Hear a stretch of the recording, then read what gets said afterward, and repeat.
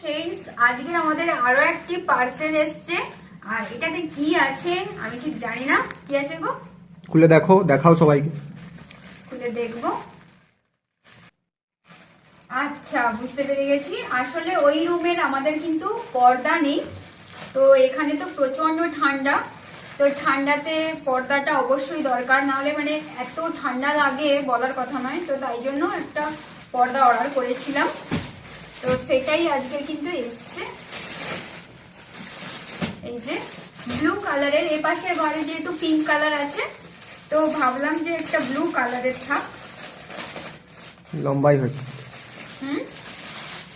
এই যে